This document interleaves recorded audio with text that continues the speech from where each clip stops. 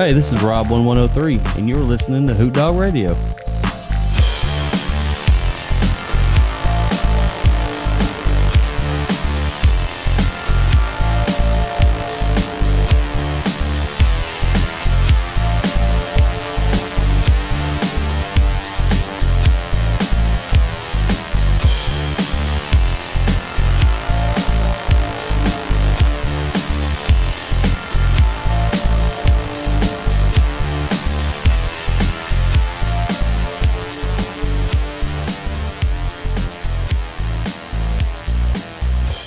Welcome, and thank you for listening to Hoot Dawg Radio, the official podcast from members of the Hoot Dawg Gaming Clan. This is episode 2, recorded on the 5th of November, 2017. I am your host, Gunbait101, and with me this week is my co-host, Zoltanki. How are you doing, man? How are you doing? Very good. Also with us is we have a special guest this week. I'd like to introduce Rob110380. How are you doing, man? I'm good, man. How are you guys doing? Wonderful. All right. Well, now that we got introductions out of the way, and basically, how has your guys' week been this week? Rob, I know you've been haven't exactly been playing Destiny too much, but I understand you're also playing a different game right now. Yeah. I'm been playing some Assassin's Creed Origins. Enjoying it a lot. Just waiting for new content from Destiny. Awesome. What have you been going over this week? Doing a little bit of Destiny 2. Kind of hopped in, was playing some Crucible a few days ago, and got through the Nightfall. Me and a couple other guys from the clan attempted to do the Prestige Nightfall, which was a disaster. We tried it twice. I don't think this was really the best Nightfall to attempt it on. Starting you at 6 minutes is just ridiculous. But we ended up knocking out the regular Nightfall pretty quickly. And other than that, just been, playing some public events, just messing around a little bit here and there. I'm at the point where I really need to start getting my alt characters up to level, but haven't really started that too much just yet. Awesome. So what have you been up to this week? Well, actually, I haven't been playing a whole lot of Destiny. Actually, I haven't had a whole lot of time really to get on and play too much, but I do have a good announcement, and that is I finally reached 305 power level. All right. Managed to get some gloves to drop for me, and now I can't stop getting gloves. So that's actually duplicates. Yeah. So, getting a lot of 305 gloves now, so that's always great. But good. That's better than 300 gloves, which is what usually happens. Yeah. I can remember listening to a podcast when I first got started, and the guy was talking about, man, all I keep getting is these like 330 special weapons, and I'm like, I would kill for a 330 special weapon, and then you hit to like 334, and you're like, oh man, come on, seriously. Mm-hmm. Up to where I can actually use this stuff, but. Cool. All right. Well, is there anything else going on this week, or can we move on into the news segment? Yep, I'm going to get started. Yeah. Alrighty. I would also, before we move on to the news segment, I would also like to bring it up on the top of the podcast that I would like to personally apologize for the audio in last week's episode during our news segment, where it was becoming out of sync. Somehow we had a technical glitch. I really don't have any explanation for how it happened, but hopefully from in the future, it should be corrected. I would also like to apologize, for the fact that I may have actually tried to cover up, the audio mixing problem with me spreading false information. Like, no, there was nothing wrong with the audio. ClearNight is just a mean person and likes to step on everybody's conversation. I had some people, yeah, that guy. Just for future notice, ClearNight is actually a very nice person. He doesn't no matter what I've said in the past, especially this last week. So I actually had some people in party chats asking me what happened to Clear Knight's audio, and I just said he's just a mean person. I don't know what's happening. So yeah. Full disclosure on that, Clear Knight's actually like the nicest, like most polite dude. And I had a couple people comment that it sounded like he and I were fighting over the microphone through the entire podcast. That was just 100% an editing glitch with the timing. So I have to deal with that again. But yeah, that's all that was. All right. Well, now that we got introductions and apologies out of the way, let's go ahead and do the news.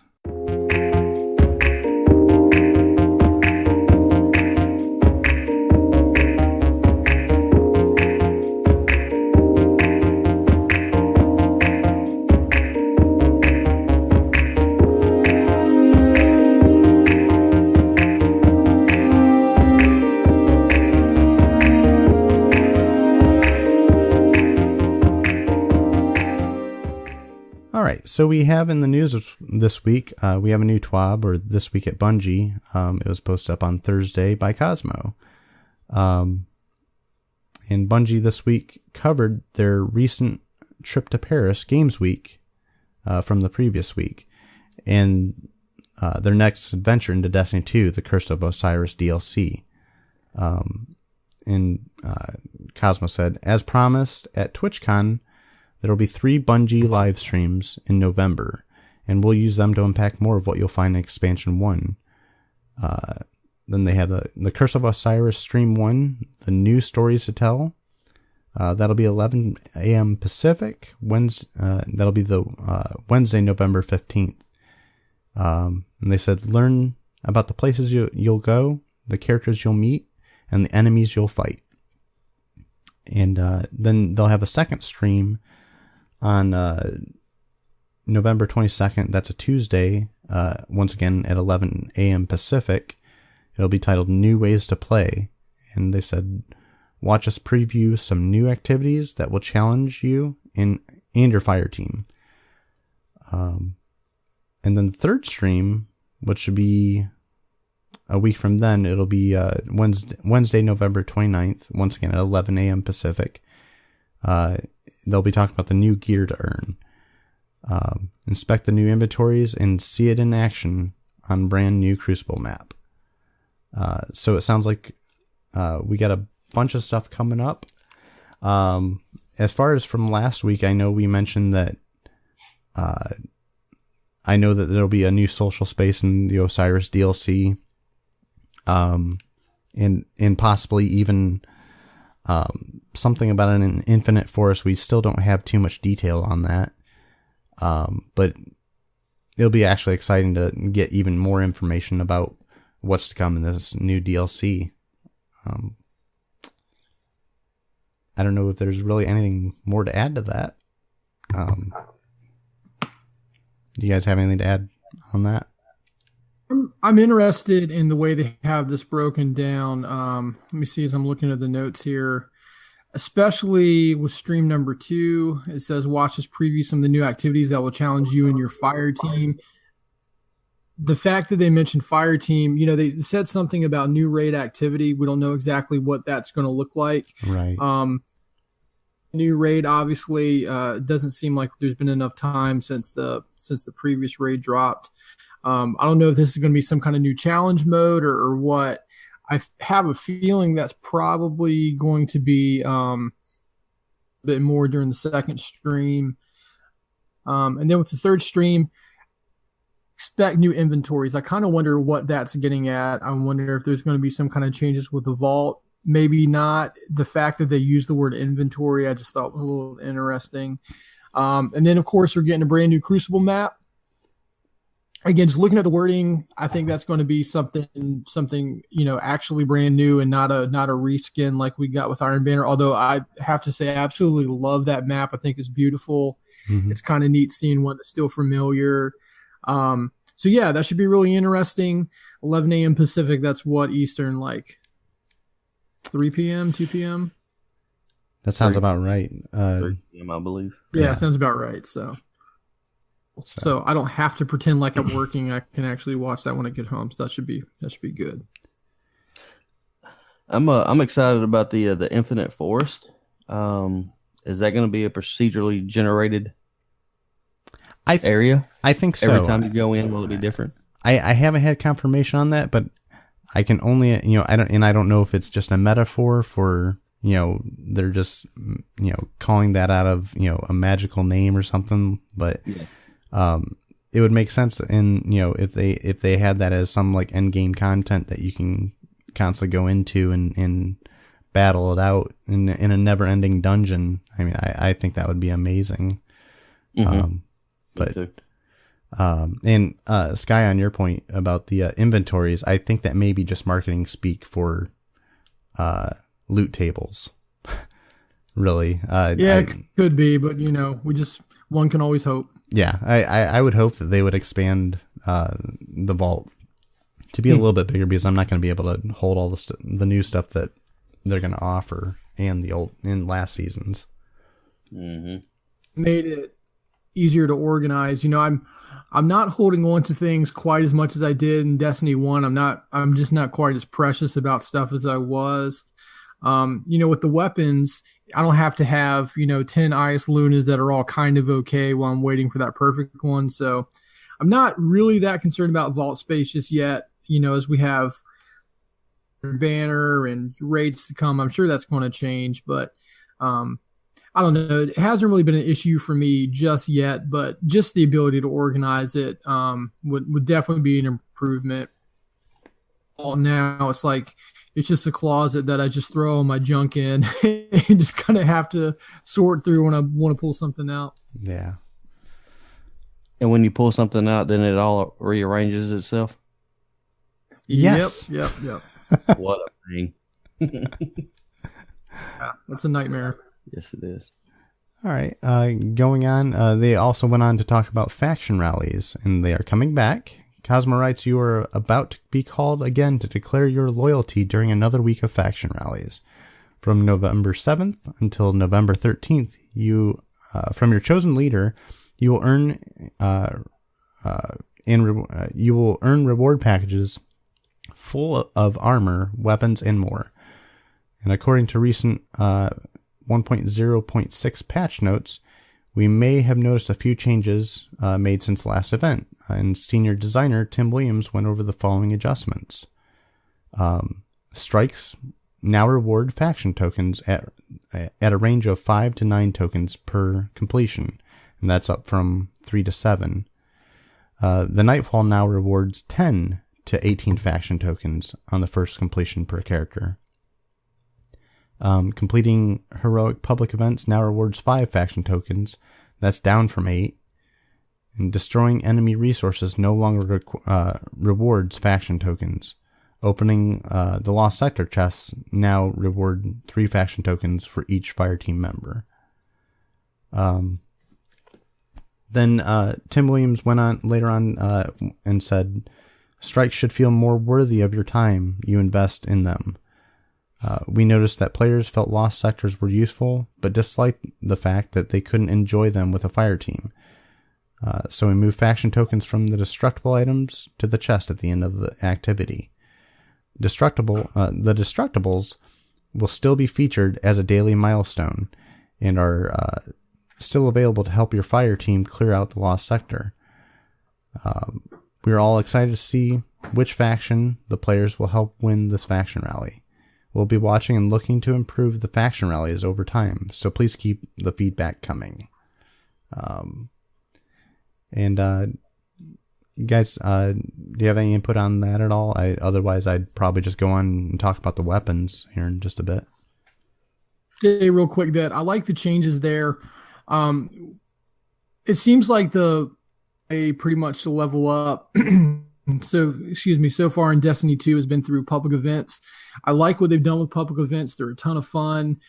Even now I still get on some nights when I just have like an hour and just grind out some public events.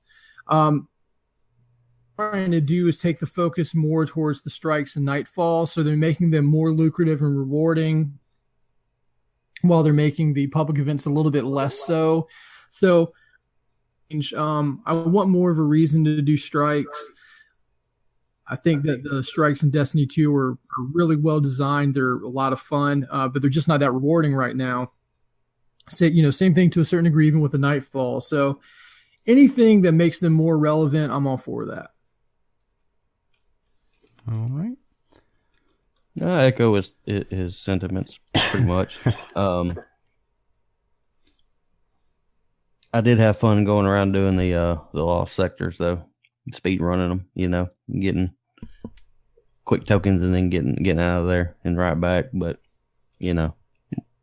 whatever will help the fire teams to be able to go in and do it together. I think that's probably better for the game. Yeah.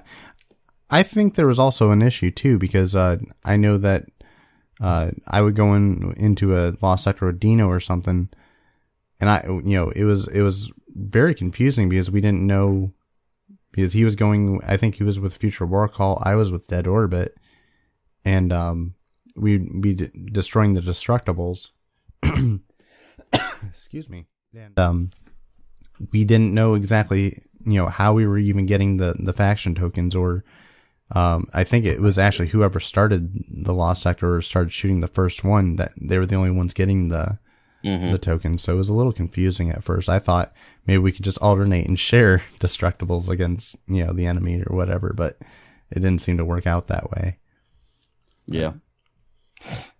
Seems like one of those quality of life improvements that we're hoping we're going to see more and more of. So it seems like, like Rob was saying with the lost sectors, they're a lot of fun. I'm still stumbling across some that I haven't seen. I mean, I haven't really put a lot of time into specifically trying to knock out all the lost sectors. It's more just kind of when I'm doing other ones, doing other activities, and I just come across them.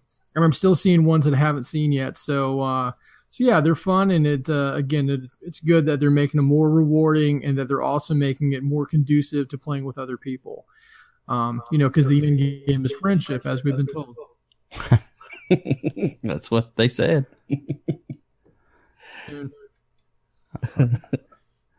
Cosmo went on to include pictures of certain weapons from each faction to show what each side has to offer as they emerge victorious.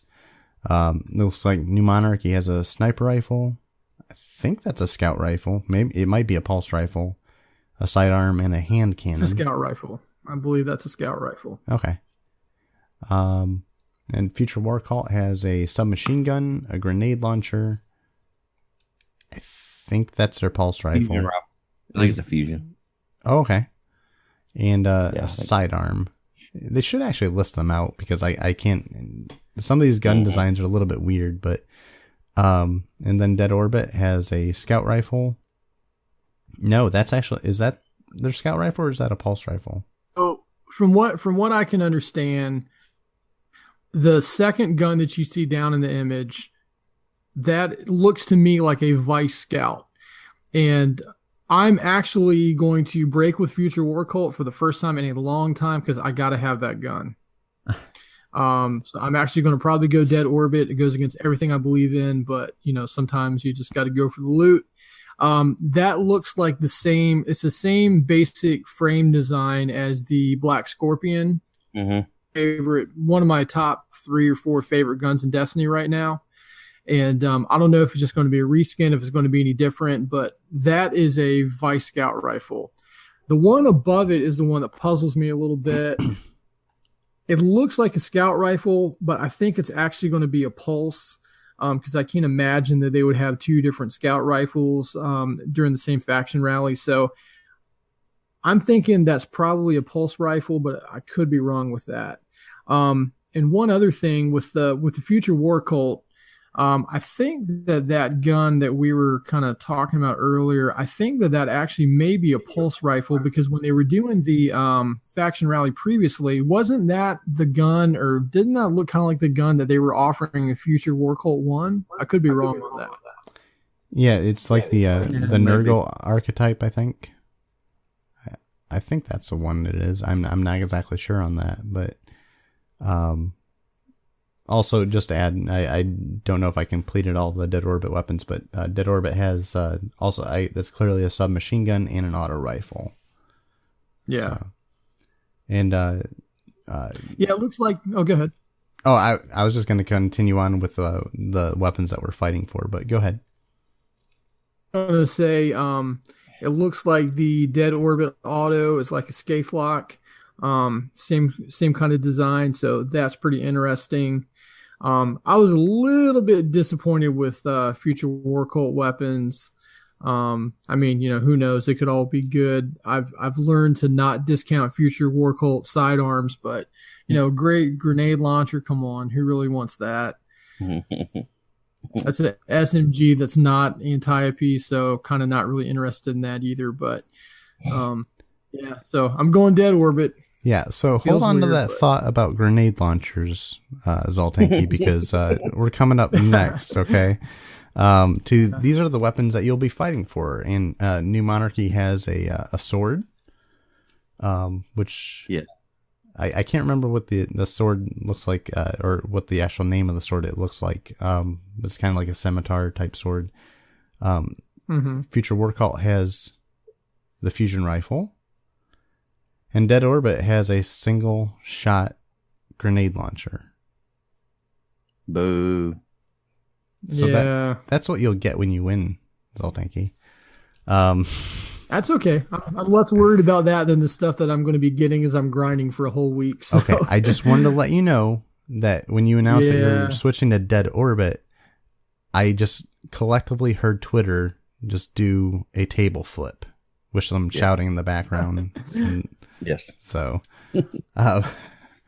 honestly, are any of those weapons really that exciting as far as to me, probably the sexiest gun on the table there would be the Future War Cult fusion rifle. I'm not really a fusion guy. What was the name of that Future War Cult fusion that was so crazy good in Destiny 1? There was a couple of them. But... Vacancy. The Vacancy. That's it. Yep. Yeah. This one clearly is supposed to kind of evoke the Vacancy, just in the design. So I think a lot of people are going to be pledging Future War Cult just to pick that up. And I mean, a sword's a sword. There's so many good swords in the game right now. Most of us have the raid sword at this point. Like, so good. What's that? I said, look at it though. It looks so good. It does. It does look good. It does look good. And their shaders are the best. So I am pledging New Monarchy for the shader game. I don't care about the weapons so much. So that's another thing that's making me go Dead Orbit, because in Destiny 1 I use Super Black or Thunder Devil, mostly kind of dark shaders that would blend in the Crucible. I'm across now. So I'm going to pick up some of those mostly black shaders from Dead Orbit and then just, hate myself for, selling out my faction for a couple shaders. Well, I have a bunch of, that's who I pledged to in the first faction rally with Dead Orbit. And not as black as you think they are. One of them's camo, and the other is not as black as you would like if they're going to be awarding the same shaders. Most of them are actually white. Yeah, they're light, actually. Yeah. So, man, looks like I got a little bit to think about now. Yeah. But nothing can quite beat a single shot grenade launcher. So yeah, I mean, for the win. You better. That's right. All right. Well, we mentioned this. I think we might have mentioned this last week, but I was listening to Crucible Radio and they were talking about how somebody's going to learn how to really tear it up with a grenade launcher, and then everybody's going to start doing it. It's one of those things that once the cat's out of the bag, it's not going to go back in the bag. And I was watching Lucky and Buttwipe yesterday, playing Trials, and Lucky was using a grenade launcher in Trials and just shredding with it. So I don't think this is going to be the meta grenade launcher, but I still think that there's more to come with grenade launchers. But yeah, well, with guys like Lucky and Buttwipe and all of them, they can just about make any gun look good. Yeah, they could use a spork and make it look good. Yes, that's right. This is true. All right. Well, that was pretty much most of the news I had pulled in from the TWAB. let's see here. On November 2nd, we're kind of working. Well, actually, that was all the same day that this all came out. November 2nd, there was a VentureBeat article that was it was titled, "Sorry GameStop, more than 50% of Destiny 2 sales were digital." And the publisher, aka Activision, revealed that day that digital accounted for, or digital sales for, I should say, accounted for more than 50% of the copies of Destiny 2 sold through to console customers, and that the Xbox 360 generation, where the digital sales on consoles represented an average of around 10% of all copies sold. Wow. So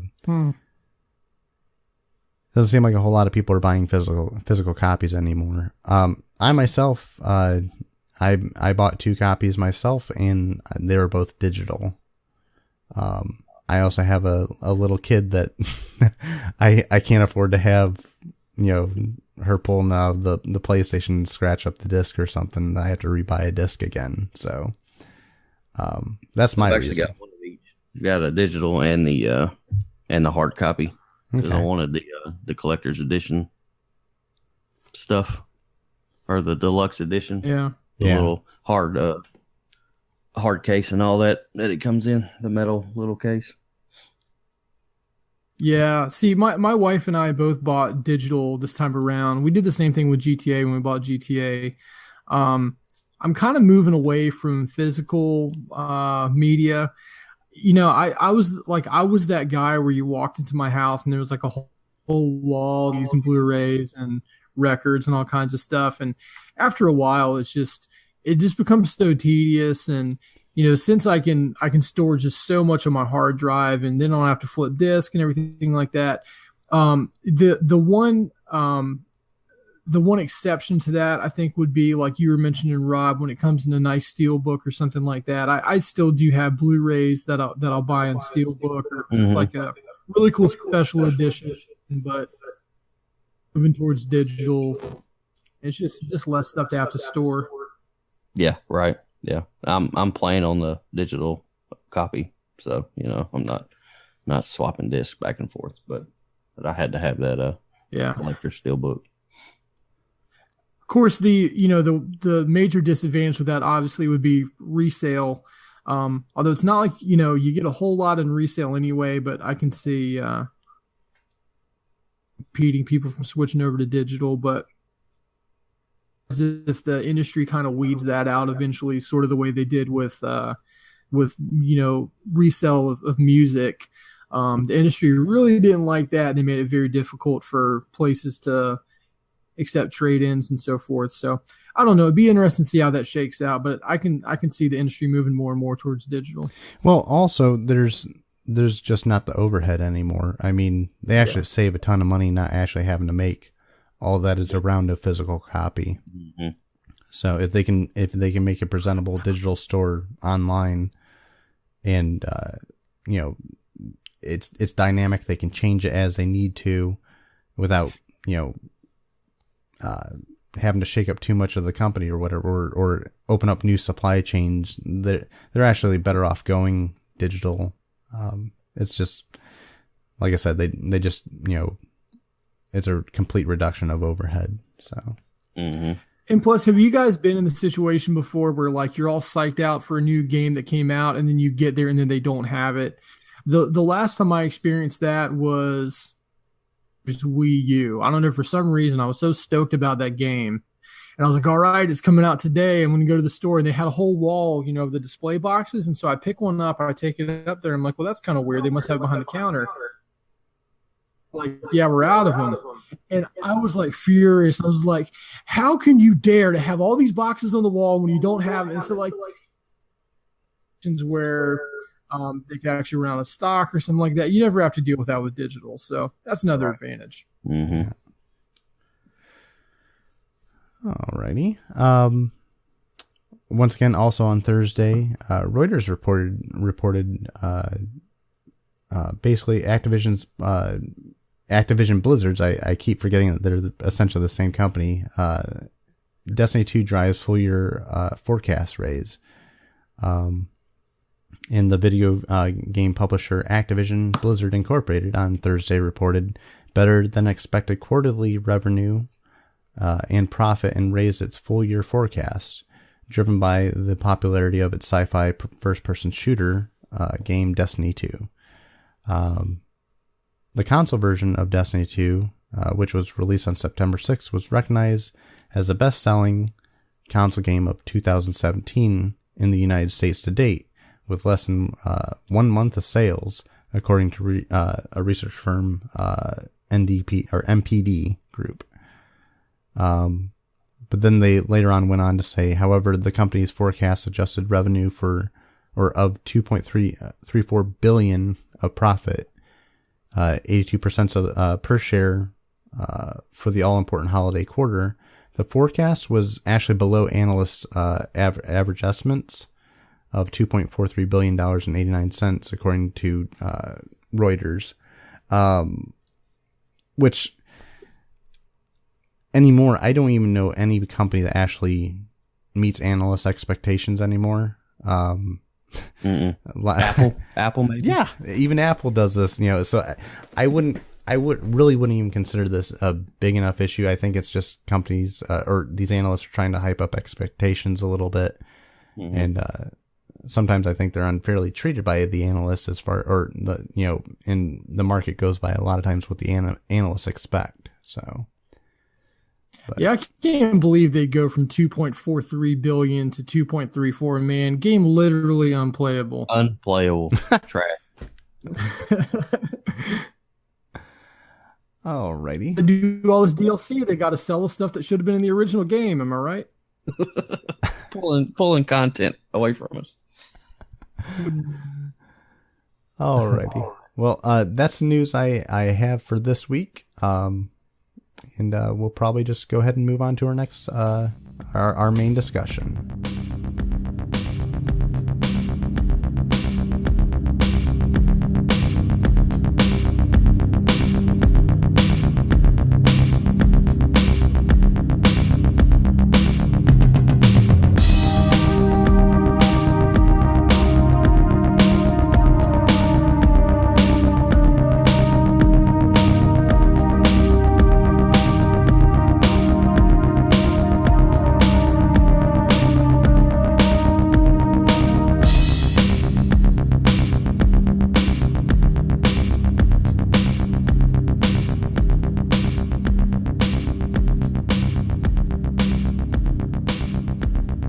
So this week, we kind of decided on a main discussion topic.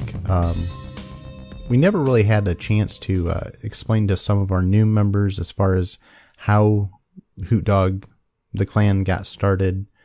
I'm not exactly even sure of all the little teeny tiny origin stories of where we came from, but luckily today we have Rob and Zoltanki, both were really there at the beginning and help get this kind of off the ground and get started. But basically today we're kind of here to just talk about the origin of where we came from and how we meet and just kind of share some of our experiences that basically just ended up leading us into the clan that is Hoot Dawg. So does anybody who would like to start? Because I don't know if this is known to a lot of our clan members, but I was not exactly there at the very, very beginning. I came in a few days later after we started. So yeah, it's pretty close though. Okay. But I believe it was you, Zoltanki, who actually had the Discord started, correct? Yeah, so kind of the way it started out is and several other of our members were in another clan at the time. So we actually started out with the Destiny Reset podcast clan. Mm-hmm. Sort of my first experience in gaming with a clan. I'd never really done that before, but I needed some people to play with. I didn't really know anyone that was playing Destiny at the time. And so I hooked up with Destiny Reset Podcast Clan, and I'll just say right off the bat as we get into this that they were absolutely wonderful clan. Had a great experience with them. From that, clan carried me through my first raid, and it was truly a carry. They got me through Oryx Challenge mode. We didn't even do all of King's Fall. They just got me through the Oryx Challenge mode, and I mean that was absolutely in the backpack. Businessman 24, who's one of their members, and he's also active with RNG Cast. Most of it, so it's actually on the internet forever, so everyone can see how bad I sucked and wasn't even able to jump up on the platforms. And they got me through my first raid. From Derp got me to the lighthouse, which I'd like to, at some point we can talk about trials in another time. But so it was really a great experience. But as Destiny 1 started to wind down, it was a little bit less active. So I started the Discord pretty much just as a way for me, my wife, my brother, an angry chipmunk, and his roommate Slug Monkey to kind of keep track of each other, because we were using text and Facebook Messenger and phone calls. And I figured, well, we're already all using Discord, so we'll just kind of create our own little sub channel just to keep in touch. During that time, we were the older raids, and so this is pre Age of Triumph. So in Crota, they were still at the year levels. Mm-hmm. And what had happened is I had played with Rob kind of throughout when I was with Derp. I was actually Rob and I were talking before we started recording. I was looking at some old screenshots that I had on my console, because when I first started playing, whenever I would get like more than 5 kills in the Crucible or something, I'd screenshot it. Like eventually people would want to look at that or something. And I saw Rob's gamer tag on like some Iron Banner matches and stuff like that from basically when I first started playing. But I'd thrown out in the Discord back when I was with Derp and said, I've got a team of mostly noobs here. We want to do Vault of Glass. And so Rob ended up responding, and I think we were just talking that original Vault of Glass was Rob, me, an angry chipmunk, slug monkey, and I think McKingsley was also in that group, who's another one of our clan members. So there we just kind of formed into its own thing. So I'll kind of let Rob talk a little bit here. I don't want to too long, but. I vaguely remember that. I believe you're right about the first Vault of Glass raid that we did together. But you sent me I think we had played a couple times in Derp, through the Discord, looking for a raid or whatever, and we had been talking and playing a little bit, and you sent me a request, or you sent me like you said, hey, do you want to join this Discord channel I made? It's just for my friends, just kind of a small little low key group of people that we like to play with. And I'm like, oh yeah, sure, I'll join. And from there it seemed like we were only playing with each other, yeah, the rest of the time. It was it started from right there. We ran in a lot of Crota, a lot of Vault of Glass.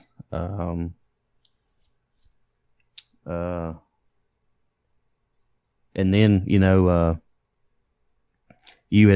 I would notice new members in every so often into the Discord, and you'd be like, well, these people are cool to play with. Let's, bring as many people as you can in that, we enjoyed playing with. And that's where it kind of started. Kind of our thing.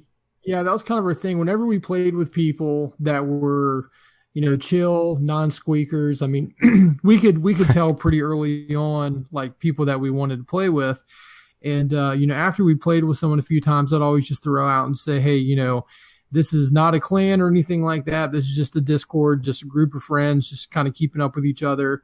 And, we'd offer them the Discord link, and it just kind of grew from there.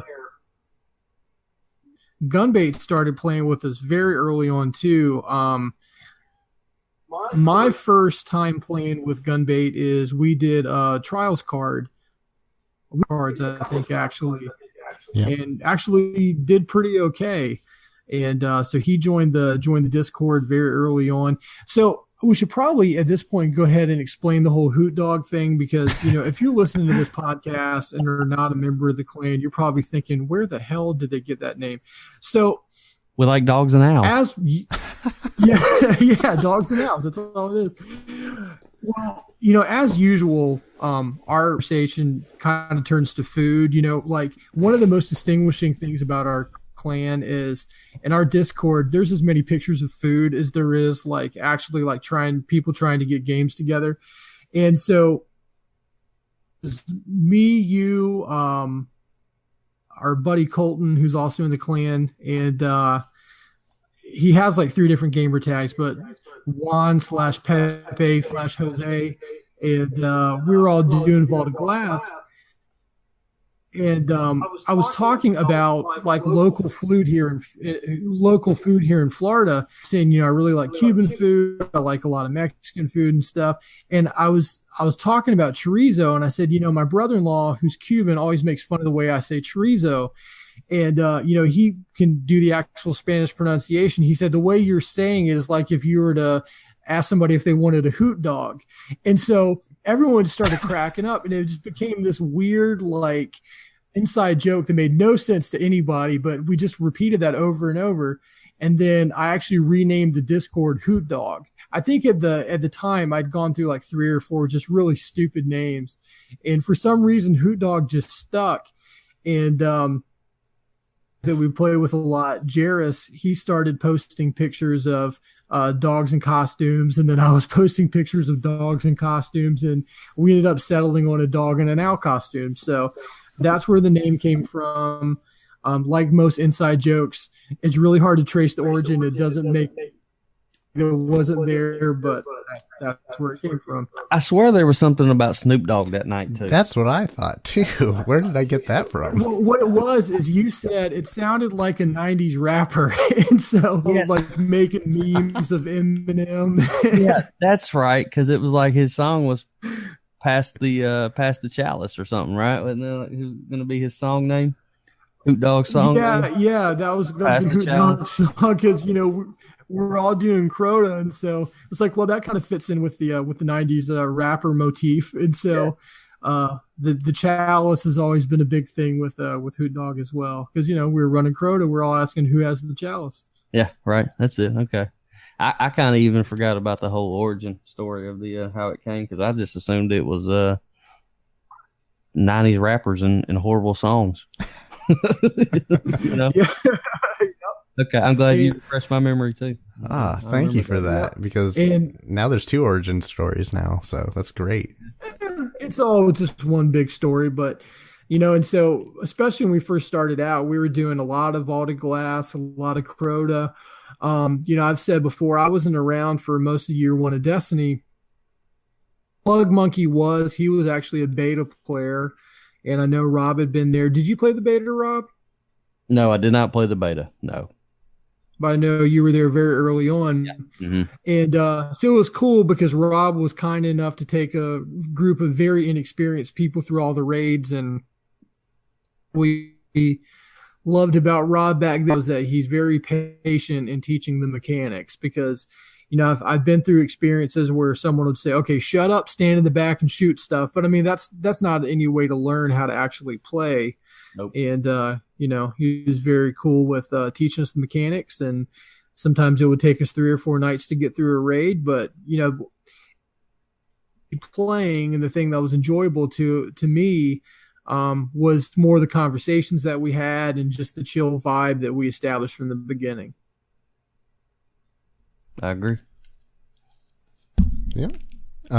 I believe when I was actually pulled into the Discord, I was sent an invite one time, and I believe the actual phrasing was, "Hey, we got this Discord.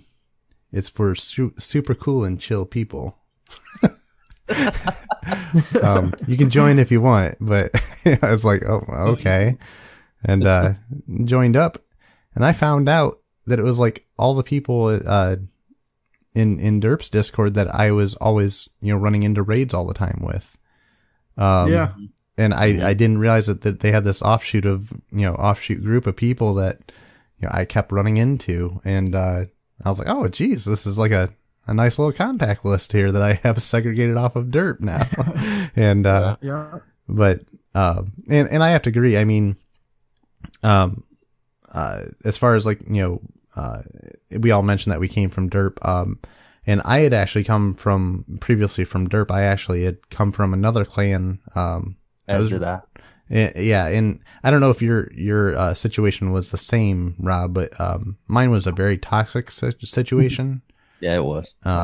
Yeah. And, and I had mentioned early in the show's history that, I had taken like a month hiatus because I was about ready to just hang it up with Destiny. And then I was a regular listener to, Destiny Reset podcast. And I thought, you know what, I'm just going to give them a try. And, if, hopefully it's a good experience. These guys seem to be fairly nice, which they were, I've never met Aeronite or Cyborg Sasquatch. They seem to be fairly nice people. And Arrow, I played with Arrow before. I've never played with Cyborg, but yeah, Arrow is a cool guy.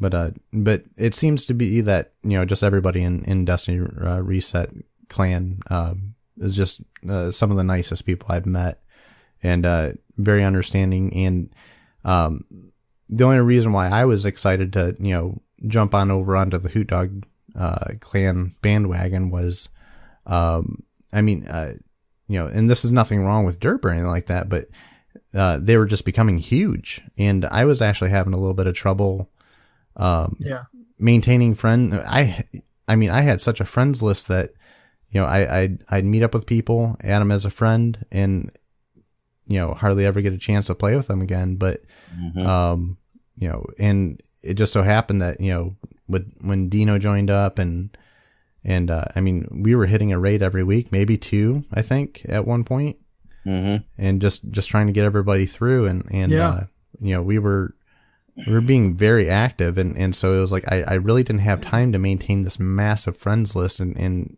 jump over and try to, fit in a third grade into a week. I have a normal day job. So, but no, you don't stream for a living. No, I stream sporadically. So that's not yet, but, slowly working. And another thing too, that was difficult, with the larger clan, at least in my experience, is it was hard to sometimes just to get into a raid. Cause someone would say, fall.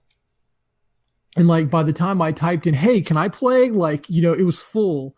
And, so that would tend to happen a little bit too. And that's just something that you run into with a larger clan. I mean, even with Hoot Dawg, we run into that from time to time, but like Gunbait and Rob were both saying, Derp was a great place. I mean, I know a lot of people have dealt with toxic gaming situations. I definitely never dealt with anything like that there. And to a degree, the way that they treat people and the way they kind of establish the community is a lot of what we've carried on here.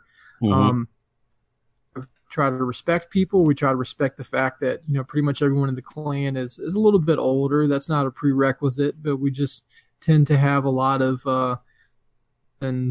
people that have full-time jobs, and we're the kind of people that if you've got a pause to go do something for your kids, we're not going to, block you or spam you with nasty messages. We're going to say, okay, cool. I'm going to grab a drink, so, sort of spirit, I think, is what we've carried on here.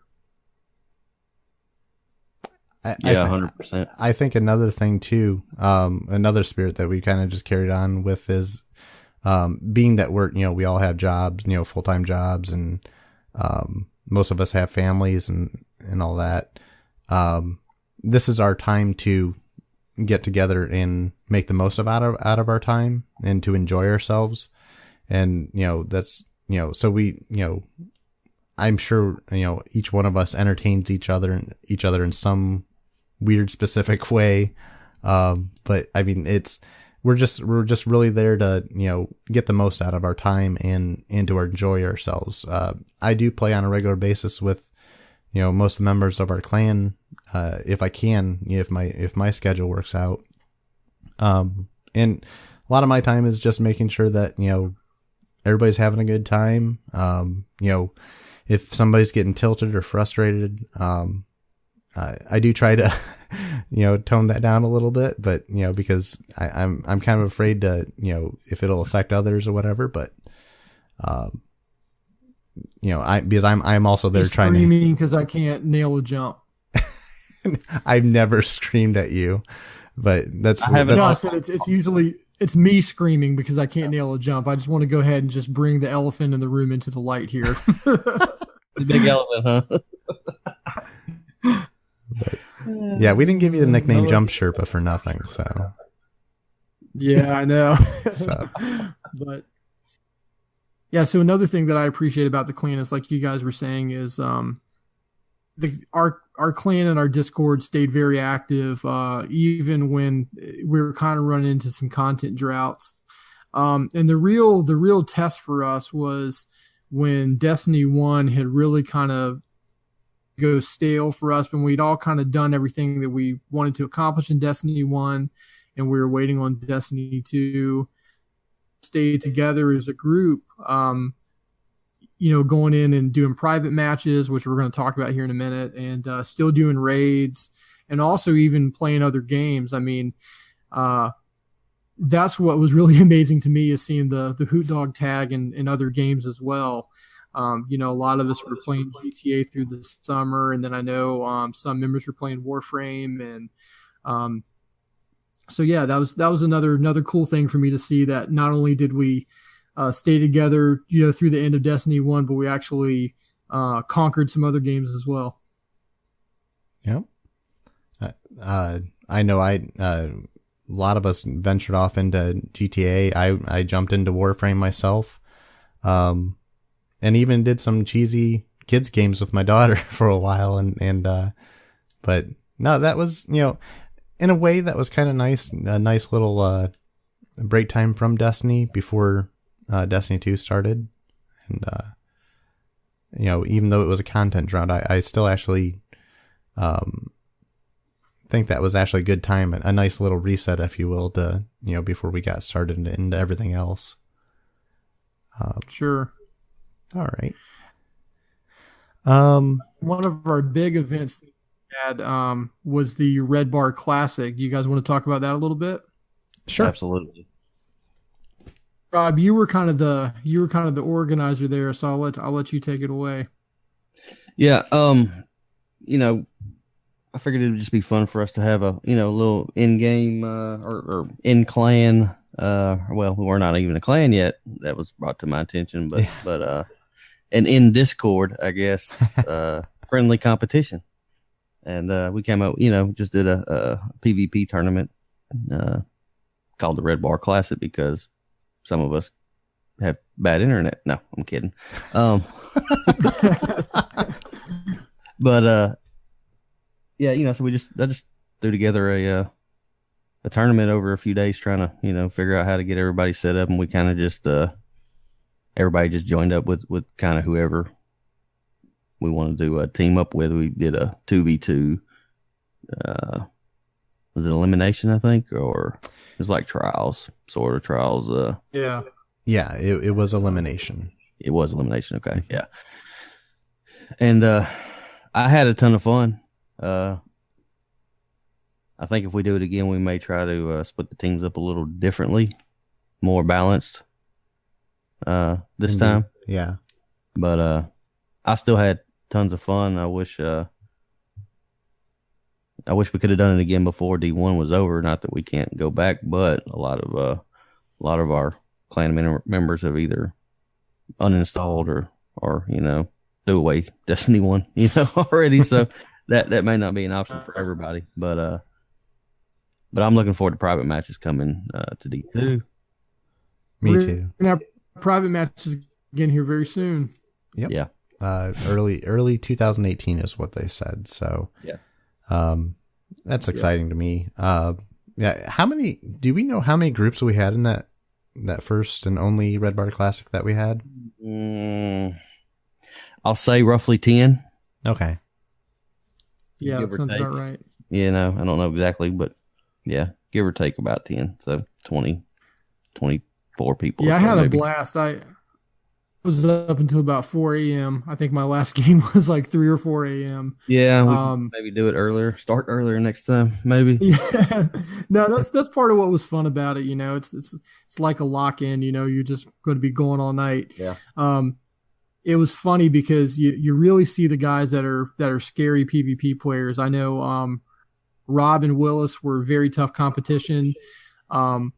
I know Rob and I squared off against each other quite a few times, and we were probably just about tied on that one. I learned that McKingsley really knows how to handle a fusion rifle because he was lighting me up with it. Yes. And I know that I don't ever want to play against Ray ever again. I want him to be on my team. I don't want to be playing against him because he just totally had my number that night. That was scary. And by the last game that that I played, I was playing with Jairus and our buddy Gary. And the last game that I played was against Angry Chipmunk and Slug Monkey, and at that point I was just exhausted. So, yeah, I do remember fondly the match between you were playing with Gary. Yeah. Yeah. So that's okay. Yeah. So I remember that match fondly because we're like in the last round of that match. I remember Ray killed you, and you're on that open area near the suicide hall on I can't remember the name of the map now, but it's near B, and Ray chucks a spike grenade near your orb, and he just waits there. And we're just talking there, you know, because your orb is just sitting there, and he chucks a couple spike grenades on your orb, and just on the wall behind it. And I was like, "Oh, that's dirty." I mean, and he's just laughing. We're both laughing, and here comes Gary running up. You know, we just run off, and Gary comes up to res you, and both the spike grenades go off, and the match is over. And yeah, I don't know. I felt bad about it, but I mean, it was in a way that it's just a testament to Ray's, you know, you always refer to him as scary. Placement. Yeah, well, he is scary how he plays. I mean, we did a private match with I think we were all doing hand cannons one night, and he's just, I don't know, he just comes around a corner or something, and it's just something about his approach that you're screaming to get away from him, or, you know, it's just insane. But I was glad I was on his team, and lucky. Yeah, I'll bet. Yeah. Very. Yeah, happy. he's just a super smart PvP player. He had really good map knowledge, which at that point we all did. But you know, there's so many different styles of play, and you know, even within our clan, and it was definitely interesting to see that, because you know, you'd get teams like Gary and I who were play a little bit further back, and then you know, end up against Robin Willis, and they're going to rush much more because, you know, and then Slug Monkey and Angry Chipmunk, they were just all out, just speed, you know, blazing hand cannons and grenades everywhere. And Angry Chipmunk's Doctrine of Passing, which I don't know what the range stat was on that gun, but apparently it was not actually representative of how far that thing could actually shoot. Oh, that gun was broken. Yeah. I remember our first match, gunbait, between me and you and or between me and Willis and you and Ray. Yeah. The your Nova bomb, my tickle finger. Oh, Ionic blink under your Nova bomb, past you and turn around and won the match with that. Yeah. I won't ever forget that. That was but y'all paid us back on what was that map? The second time we played in the finals. It's a Mars map. Yeah, the one with doors. They all have doors. Well, they all have doors. I can't think of the name of that map. It has that big roof, that glass roof where you can run across. It has that big swirly thing. Big swirly thing on one side. Yeah. Yeah. In any case, y'all had the better spawn. Well, you guys won, so I would argue no, we did not. Oh, God. Such a close match. Fun times, though. It was totally fun. And I didn't care that we lost or whatever. I mean, it was, we were kind of sweating it out at the end, but it was, yeah. Man, it was just a ton of fun. I mean, yep. And funny thing, Willis that night spilled a glass of wine in his scuff controller midway while we're playing. I don't know if y'all knew that. I knew that. Yeah, he spilled a glass of wine in his scuff controller, so he'd be running right when he wanted to go left, and looking up when he wanted to look down. It was pretty tough that night. Yeah, he's like crap. Let me have. Go ahead. Go ahead. So thank you. I just have private matches again because I want a rematch, and one of the best things about private matches is obviously that's the place to learn map awareness. When you can get in, you don't have people shooting at you. You can practice all the angles. I understand why they didn't include it in the release of Destiny 2. I think because they wanted people to actually get out and play rather than analyzing it too much. But that's going to be a welcome addition. Because if nothing else, when you start to get bored with the game, you can just set up ridiculous private matches like we used to do. Mm-hmm. So yeah, and then kind of moving on from there, when we actually turn into a clan, the big deal when I started the Discord, I told everyone, I was like, listen, this is not a clan. I don't want you guys to feel like you're cheating on your clan or anything like that. And then I came home one day and I saw that Rob had a clan tag that said Hoot Dawg, and I was like messaging him like, what is that? And as soon as I got home, like there were already like 8 people in, everybody had enlisted already. It was pretty amazing. I mean, I didn't want to force it on anybody. I was the same, felt the same way you did. I was like, you guys do not have to accept you don't have to leave derp if you don't want to. That's not what I'm asking here. I just, I think, at least thought we had, what did it take? 3 people to become an official clan, clan tag. Like yeah. And so I maybe get 3 people and have our own little thing. And then it just blew up. Everybody's like, well, yes, immediately. And I'm like, wow, this means something, Yeah. It was really nice. It was really cool. Yeah.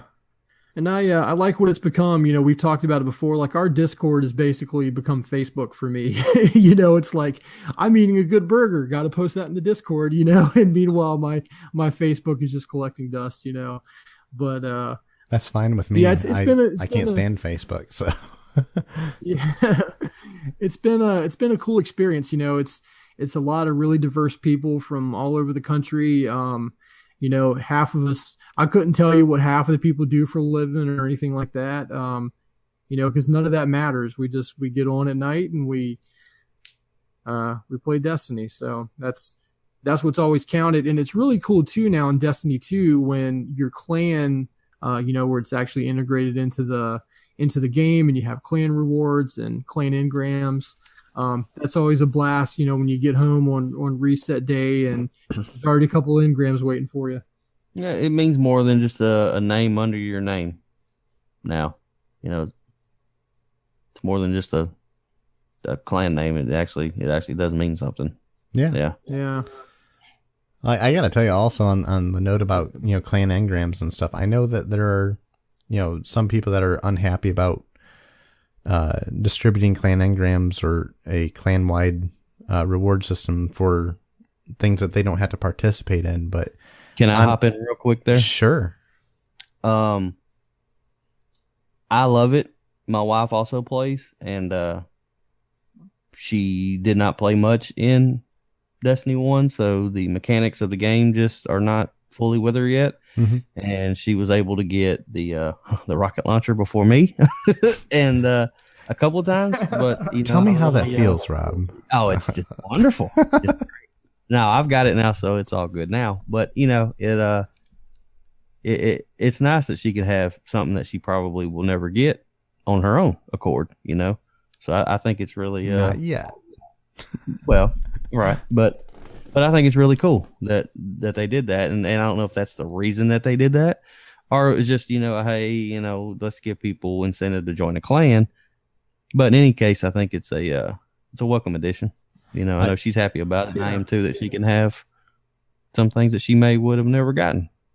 Yep, and it's honestly, as one of the people that has, I don't know, when Nightfalls were available, one of the first things I started doing was I started loading up with Ray and JK Dino, and we just started doing Nightfall runs every week. And one of the things that we were really striving for was, I don't know, it made me just totally feel good and happy that we could do this for the clan. But we just kept running through the Nightfalls. We get the clan engram for the Nightfall, and I think it was Chipmunk and Slug Monkey. They're hitting up the Crucible engram every week. You were probably even a part of that too, Rob. Yeah, a little bit. It feels good. I don't know. I get a good feeling about being able to do that for my clan. Mm-hmm. And, that was something that it's like, I've always wished there was some way that I could, hand off some loot to another member of a clan just to help them out, or, trading the clan members only, I think would be okay. Yeah. I mean, I really don't see why it hurts, or, maybe you have to be within, a certain, I don't know, light level to do it. I don't know. Or, the item has to be within a certain light level, so you can't just jump leaps and bounds in power level. Yeah. But yeah, I don't know. It seems to be a very rewarding thing for me to be able to offer those engrams to other members. Yep. And what's great is they can still go out and do that activity too if they want to. That's true. Yep. I mean, it incentivizes even further the social aspect of the game, and I'm always a fan of that. For the main reason why I stuck it out through Destiny 1 and why I was so eager for Destiny 2, and I think the thing that's going to keep me playing is the fact that I'm playing with friends every night. I play with my wife, I play with my brother, I play with these friends that I actually hang out with online more honestly than I do a lot of my in real life friends. That's what makes Destiny great. I understand some people have been complaining about the engram situation. I mean, I could see if it was like a major league game breaking thing where you're able to select your rewards and stuff like that. With a random RNG reward, again, I don't think it's that big of a deal. I don't either. A little incentive to get together and play with your clan. Yep, I agree. But speaking of RNG and wishing that you could give people stuff, I think one of the funny clan stories that'll go down on the Hoot Dawg Hall of Fame is there was this Vault of Glass run around for year one. The Vault of Glass gun that I really wanted was Vision of Confluence, because I had a year one from a previous time that I'd done Vault of Glass, and I thought, man, this gun is awesome. I just wish it was current light level. So I ended up getting that, and it was one of the last Vault of Glasses that we ran. And next to the Postmaster, and I was like, let's see, I got the Hezen. That's a great rocket launcher. I think I got Praetor's timepiece. And I was like, I got something called Praetorian Foil. Yeah. And Rob, take it from there. As PG as I can say it, I told him F off, basically. Yeah. Because I run that raid a multitude of times and never received one. Year 1 and year 3, I guess it was, and never received one ever. And I think the drop rate was at like, I don't know, 0.002% or something like that. At least in year 1 it was. I think they upped it in year 3, but it's still pretty low. Yeah, I never received one, and I was a little salty, but I am the salt king around here. So that's just the way it goes, I guess. We still make jokes about that. Like even now when we're running the Destiny 2 raid, we'll get all of our tokens and go back to the sweeper bot, and I'll be like, what's the Praetorian foil? And he's like, just shut up. And so it got even better later on because I had a black spindle. And so like towards the end of Destiny 1, I knew I was never going to use it for anything, but it's like, I just want to check this off the list. I had tried unsuccessfully a couple times to get the black spindle. And so, Rob was saying, well, I've got the spindle, but I really want to get the ship. And so, because, he'd run the black spindle mission many times, never gotten the ship. So me, Rob, and Angry Chipmunk got in. It took us a couple times. We ended up beating it. 2, 3, something like that. Yeah, we ended up beating it with just a couple seconds left. And so I'm looking on the screen. I see black spindle. I'm like, yeah. And then I see the black spindle ship. And I got really quiet. And I was pulling out my inventory and I was waiting to hear Rob, because if he didn't get it, I was just going to delete it real quick and hope that he hadn't seen it. And then heard him go, I got the ship. And I was like, thank you, God. So I was able to keep the ship and keep my friend. Oh God. Yeah, that was a huge weight off my back, getting that ship. I don't know, a couple of weeks ago, I guess, I jumped into Destiny 1 Crucible, and that ship was still on my Warlock. So it's never leaving again. I'll never take it off. Yeah. It's the one ship besides the Wrath of the Machine ship. I wanted it. But yeah. Yeah, that one has a super low drop rate. And, it's weird how certain things in the game, they just seem to arbitrarily decide they're going to just be super hard to get. Mm-hmm. Even in Destiny 2, killing Crucible now. Yeah. I mean, like the the Antiope or Antiope, I think it's Antiope, seems to have a very, very low drop rate. Uh-huh. And I just managed to get one. Meanwhile, I've deleted at least 10 of every other SMG in the game. So yeah, it seems pretty arbitrary. But I don't have an Antiope yet, but I should probably be quiet about that. No, it's okay. Whatever. I've had one from early on, and I haven't had another one drop for me for a while. Mm-hmm. That's weird. Yeah. So I don't understand the rarity of it. And I think I don't believe I got it from a Crucible package, though. I think I got it from a Banshee package, if I'm correct. I'm not sure if it's just in the general loot pool or not, but there is there's definitely a rarity associated with that gun. Mm-hmm.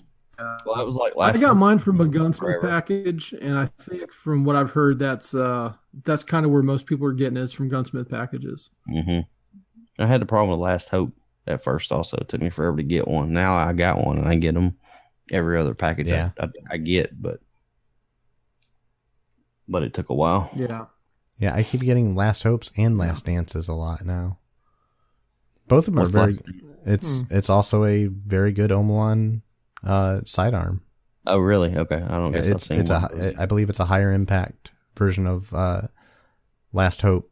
Handling is slightly less on it. Yeah. Okay. Yeah. Well, unless you guys have any other thoughts on the clan, I kind of wanted to see, since we've got Rob on the show here for the first time, just to kind of ask a couple questions, if you guys are cool with that. Yes, I am. Yep. Yeah. Shoot. Gotcha. So what's your overall general impression of Destiny 2 right now? Where do you see it going, and what are some of the things that you're excited about and maybe a little bit less excited about?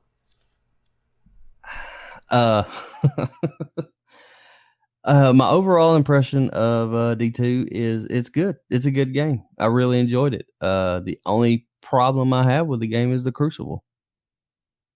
Some members, both of you and I, probably stated it to everybody I played with before, but when before D2E ever came out and they gave us I don't know if they'd even talked about it really, but I was scared that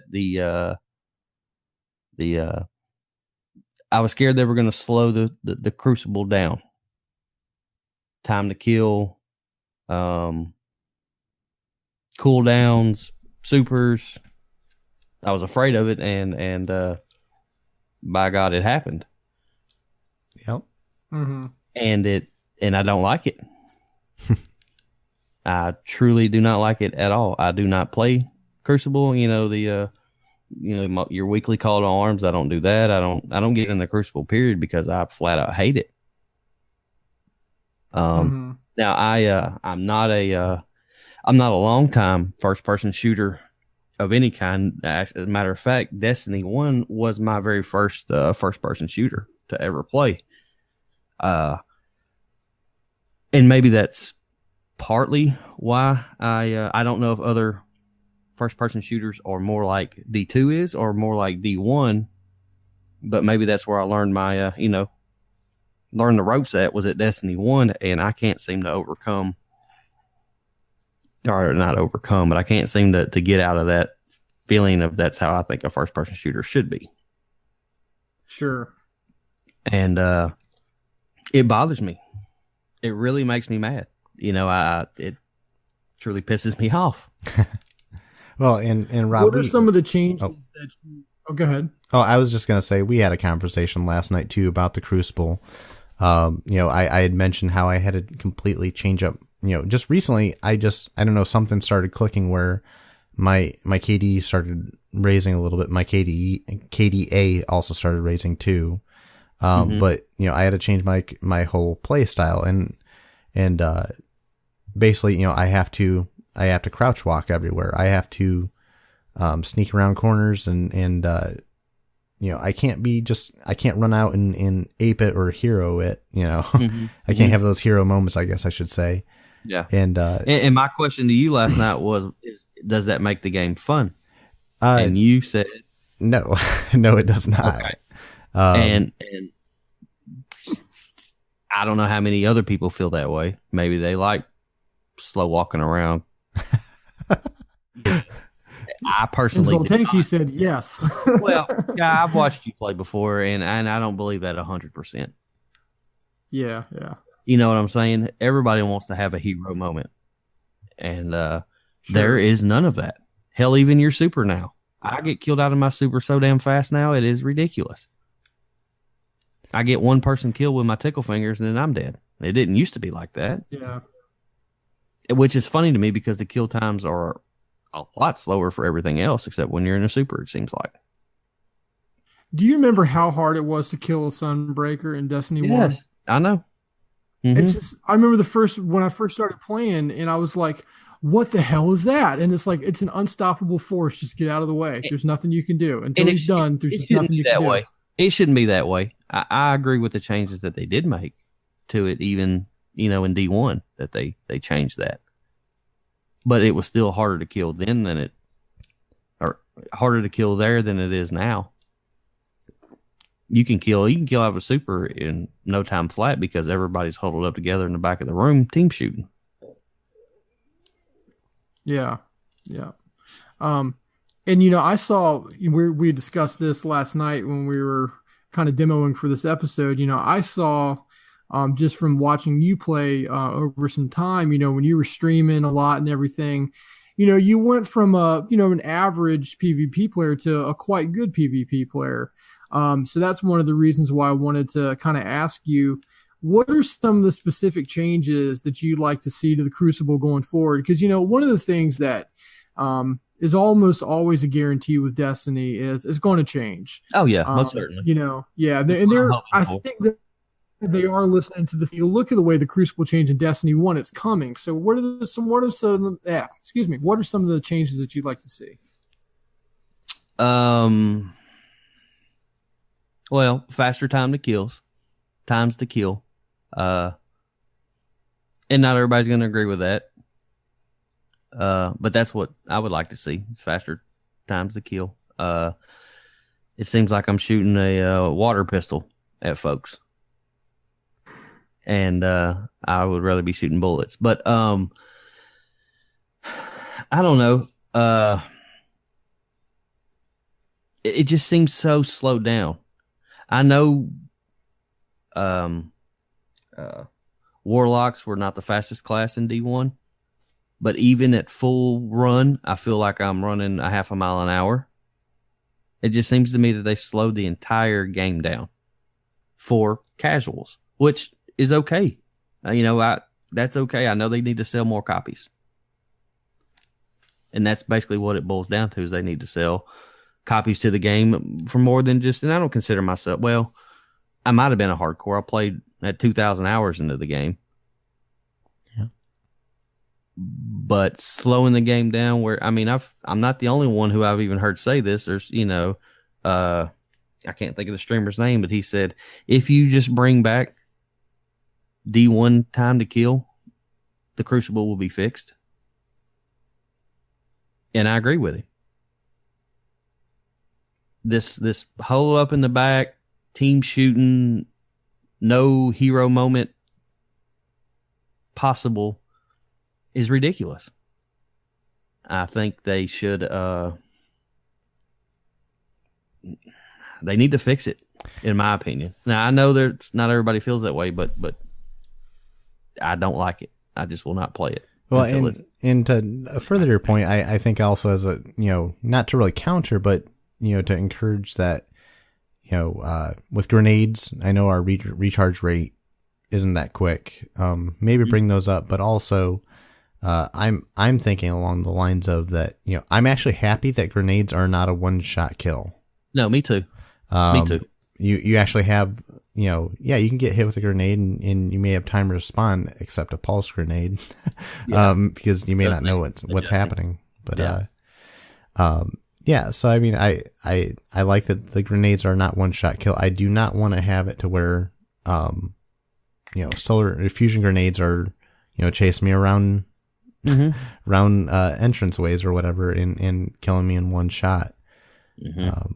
When I said faster time to kill, I mainly meant with guns, because I was at least there for a long time. I was an avid MIDA user, and it seemed like, and I don't remember how many it would take, but let's say 4 or 5 headshots to kill in D1.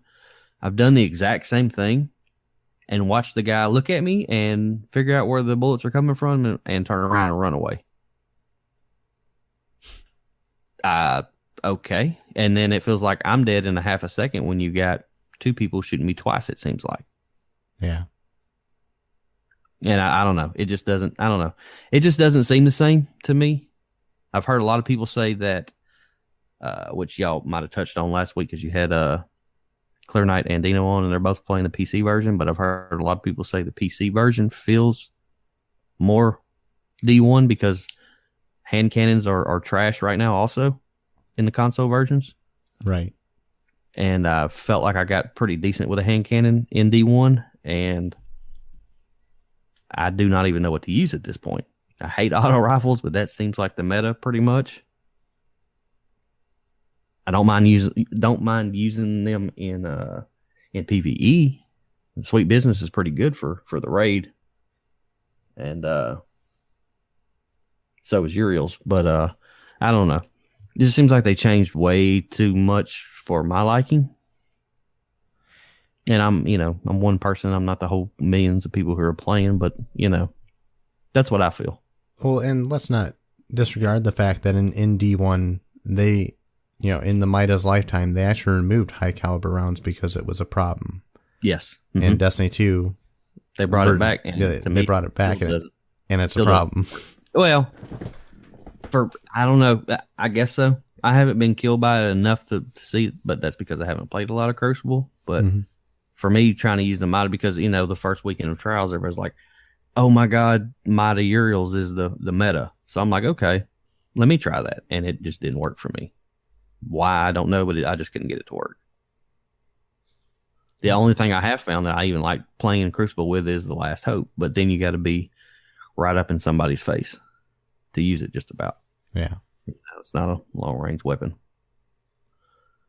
I don't know. That's how I feel. That's pretty much it. I'm I guess, a little salty about it, but it's only because I love the game, really. Yeah. Especially Crucible, because Crucible, at least in D1, was the end game. when we all have beaten the raid 100 times and gotten our black spindles and everything else, what else is there to do? It's the Crucible, because that changes every day. And for it to be as unplayable as it is for me is disheartening. And I know it will change, hopefully, but what if Bungie likes it where it's at? Are enough people complaining? Do enough people feel like I do for them to change it? I don't know. Yeah.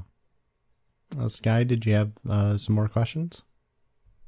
Okay, Rob. So, what are your thoughts on the PvE activities in Destiny 2 so far as raids and strikes and so forth? How are you liking that? And what are some of the changes that you'd like to see to that if necessary? PvP is good. PvE is good. I love the raid. It's, which we all know it's not, it's a word I'm looking for. It's not like rewarding any other raid we've ever had. Oh, it's different. What? Yeah. I said rewarding. Well, this also, yes. Sorry, I misspoke. No, but you're correct though. It's okay. It's different. The raid. It's different. I've enjoyed it. I have no reason to go into the prestige mode, because that's definitely not rewarding enough for what you have to endure. But yeah, I think PvE's okay. I have not really attempted many strikes or many nightfalls really. Hell, I pretty much leveled up doing public events, more or less. That seems to be the most rewarding thing to do in the game right now. As far as I don't really know what they could change, I guess make everything more rewarding. It would be, what they could change. The raid needs, I'd love to see a loot explosion out of, something. There's no bosses to kill except when you're at the end, but, I don't know. It just needs to be more rewarding. But running through it the first time, I mean, I loved it. It was, it was new content. It was fun. Some of the funnest things I've done in Destiny is riding around in one of those Drake tanks, blowing crap up, in the story missions. It was fun. That was really fun. So to your question, no, I really don't. Other than it being more rewarding, I don't think they need to change a whole lot. Some of the faction rallies was I guess they could change some things there, So how do you feel about the token economy? Oh, okay. Ugh. The engine's cranking up. You just trying to get me there, aren't you, Zoltan? No, I think it's okay for like something. like a big sci-fi. What? Say what? I said it's like a big sci-fi Chuck E. Cheese. Yeah, right. Okay. I think you spend all that time grinding out skee ball, and you get up there and you get like a plastic UFO. Harder than that. I think the token system's okay. For going back to PvP a little bit, I think it was stupid for them to do that for Iron Banner. That wasn't very good. But it's okay, I guess. It doesn't bother me as much as some other things, PvP. It doesn't bother me too bad, really. I do not like how there's no, like, the factions. You just can't go to Future War Cult and buy yourself a vacancy or a wormwood. That bothers me. Yeah. They claim there to be tons of loot. Well, it's the same damn loot we get over and over again. How about some variety? I I want random rolls back. I was going to ask you about that. How you feel about fixed rolls? Yeah, there's a grind in itself right there. There's something to do. I enjoyed, I didn't have the best Iceland in the game. I had a decent one, but I loved going into the Crucible trying to get another one. Sure. And now that's gone with the wind. That's just, that's nothing. It's not there. And I don't know. It needs to be changed. That's something they could change. But since it's set up the way it is from the beginning, I have a hard time seeing them changing it. They're not going to change. They're not going to go back to random rolls.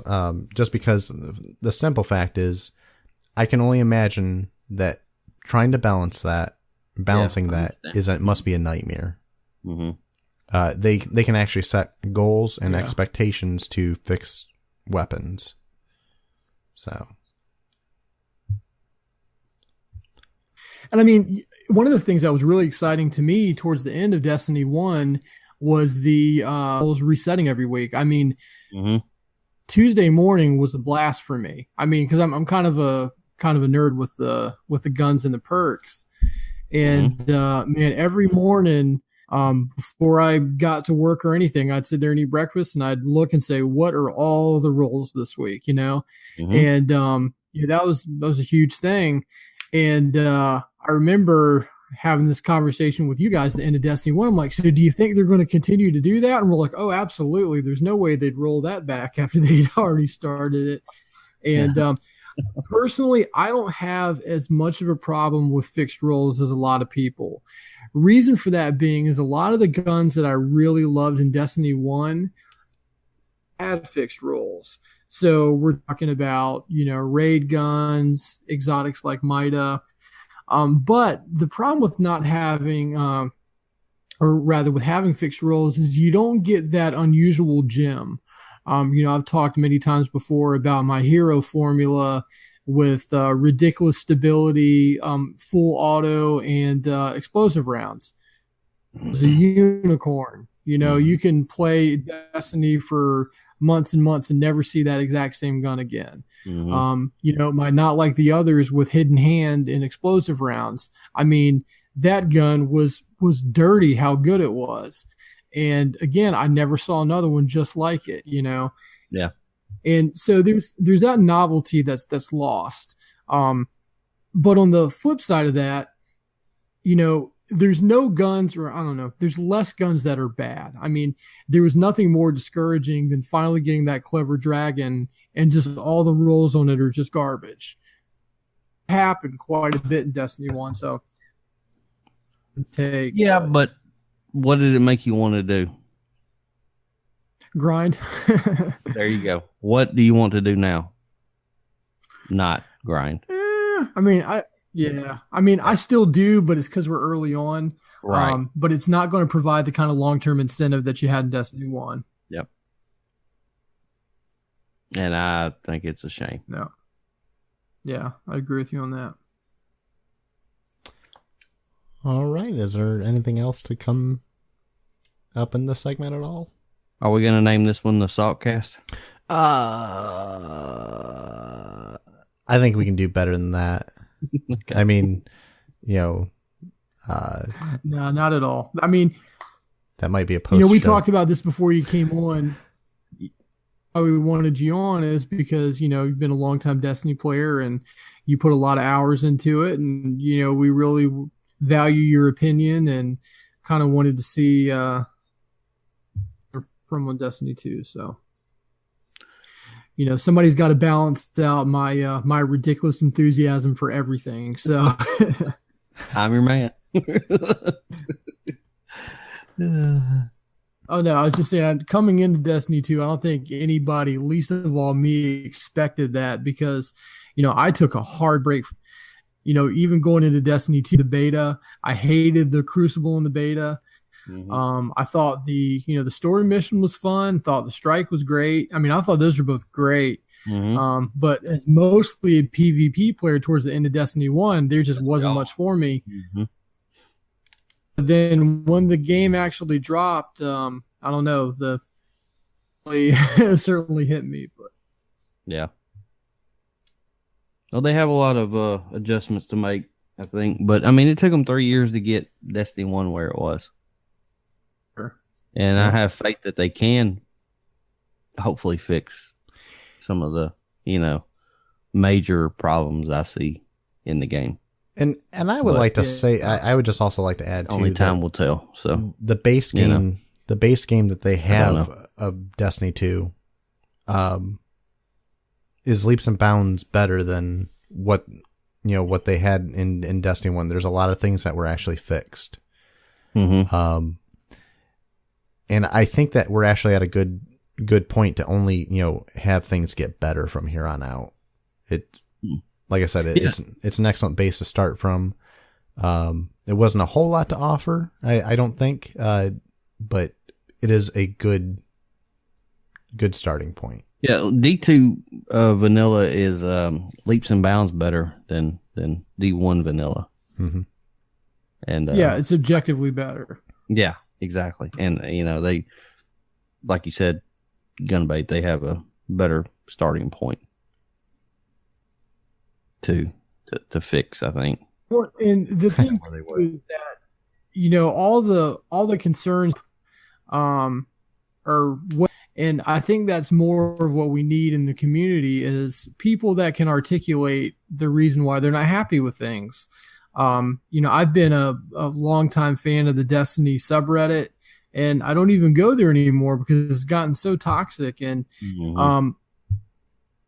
one of the problems that we have, I think, a lot of times now in not just video games, but any kind of entertainment is there's such a level of personalization now. It used to be you watch whatever was on TV because you had 3 channels. Now there's a million channels, so you can pick something that's exactly what you want. We have crowdsourcing. We have things like Kickstarter. And so you can kind of vote with your dollar to have exactly the project that you want. But what happens with that is I think a lot of times people expect when they go into a product that the product is automatically going to be everything that they want. I see that evidenced a lot in the community when I hear so many people refer to things as being a missed opportunity. Bungie not doing something the way we expected it is not necessarily a missed opportunity. That's a creative choice that they made. We may not agree with it. We may think that it's stupid. And there's definitely some choices that they've made that I think are stupid. But there's still a reason why they did it. And so I'm giving them some leeway with that just because I see where they've been in the past. But, that's a large part of why we appreciate you coming on because, you have some criticisms of the game, but I think that they all come from a place of really loving Destiny and just wanting to see it improve. Most certainly, because yes, most certainly. I love D1 and I'm happy with D2's PvE. Just I think there needs to be some additional tuning in the Crucible.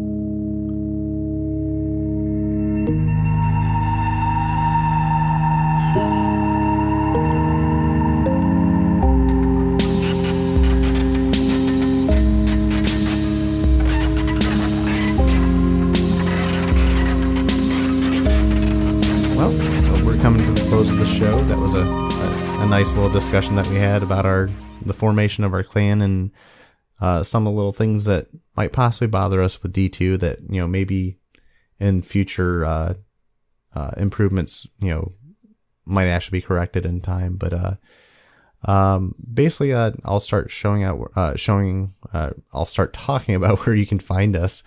We are listed on iTunes, Stitcher Radio, and Google Play. If you'd be so kind, please subscribe. Or even better, if you can share our podcast with a friend, we'd really appreciate it. We're just trying to get this podcast out to a few more listeners if we can, and your help definitely is much appreciated. If you'd like to send us feedback, you can send us email or leave us a voicemail. And our show email is hootdogpodcast@gmail.com. We are also on Twitter at twitter.com/hootdawgradio. And if you would like to leave us a voicemail, you can call 419-515-6851. And remember to try to keep the voicemail at about 30 seconds or less, so we can include it in our podcast as a nice little sound bite. And I guess we'll start going around and let us know where you can contact us. I am Gunbait101. You can find me at Twitter at twitter.com/gunbait101. And you can find me also on Twitch at twitch.tv/gunbait101. Zoltanki, where can people find you? Well, I'm Zoltanki on PSN. On Twitch, I'm also Zoltanki. Haven't done much with my Twitch just yet, but I'm going to be starting that up again here soon. And on Twitter, I am Zoltanki Gaming. All right. And Rob, where can people find you? You can find me on PSN at Rob110380. And you can find me on Twitch at twitch.tv/Rob1103. Awesome. All right. Well, Rob, thank you once again for coming on. I really appreciate you coming on. I know Zoltanki and I both do. So, yeah, guys, thank y'all for having me. Thanks a lot, man. We appreciate it. Yeah, thank you guys for having me on. I appreciate it. All right, and I would also like to thank the founder on here. So, thank you. Thank you. I would also like to thank the listeners, and thanks for listening, and have a great week. Thank you. Bye-bye. Bye. Bye.